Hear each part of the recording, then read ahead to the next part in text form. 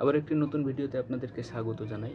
অনেকের প্রশ্ন একটাই যে আমরা তো ক্যাম্পে গিয়ে যুবসাথীর ফর্ম জমা দিয়েছিলাম।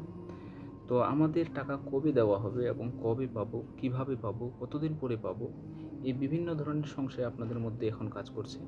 তো ভিডিওটি আপনারা শুরু থেকে শেষ পর্যন্ত দেখেন। আমি এই ভিডিওর মধ্যে একদম ক্লিয়ার আপনাদেরকে জানিয়ে দেওয়ার চেষ্টা করব। একদম যত ডাউট আছে তা বুঝিয়ে দেওয়ার আপনাদেরকে চেষ্টা করব। ইনশাআল্লাহ আপনারা বুঝে যাবেন যে টাকাটা আপনারা আদৌ পাবেন কি পাবেন না। তো চলেন আমরা মূল আলোচনায় আসি।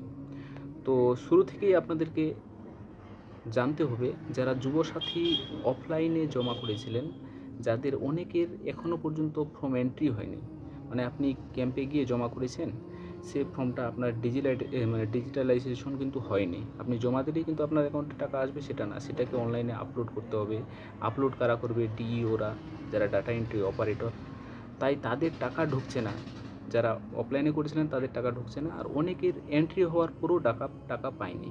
তো প্রথমত আমাদের জানতে হবে যে যুবসাথী প্রকল্প শুরুর দিকে অনলাইনে করা যাচ্ছিল না, তাই অনেক জমা পড়েছে অফলাইনে। প্রায় 60 লক্ষের কাছাকাছি কিন্তু ফর্ম অনেকেই অফলাইনে জমা পড়েছে, আর অনলাইনে 20 লক্ষর মতো জমা পড়েছে। তো মাননীয় মুখ্যমন্ত্রী মমতা বন্দ্যোপাধ্যায়ের ঘোষণায় প্রত্যেক ভিডিও সেদিন অনলাইনে আবেদন করা ফর্মগুলি অ্যাপ্রুভ করেছে।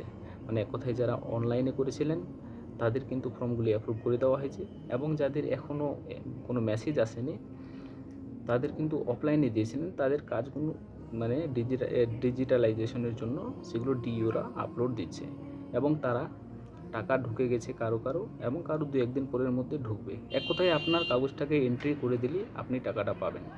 সিস্টেমটা যদি পুরোটা অনলাইন করা হতো তাহলে মানুষকে লাইন দিতে হতো না, আর ঘরে বসে আবেদন করতে পারতেন আপনার মোবাইলের মাধ্যমে। তো যদি অনলাইনে করা হতো, সব সিস্টেমটা যদি অনলাইনেই করা হতো তাহলে কিন্তু এই ধরনের ঝঞ্ঝাট আজকে হতো না। বাস্ট অ্যাপ্রুভ হতো, অ্যাকাউন্টে পয়সা চলে আসতো। আর দ্বিতীয়ত, ফর্ম এন্ট্রির বিভিন্ন ছোটোখাটো কর্মীর মাধ্যমে কিন্তু এন্ট্রি করা হচ্ছে।